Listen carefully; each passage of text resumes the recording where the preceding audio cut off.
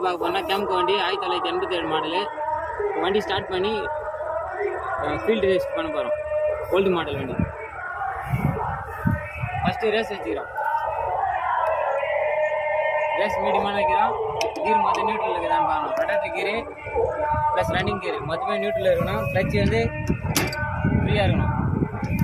அப்புறம் clutch liver தூக்கின்னு start பண்ண போகிறோம்.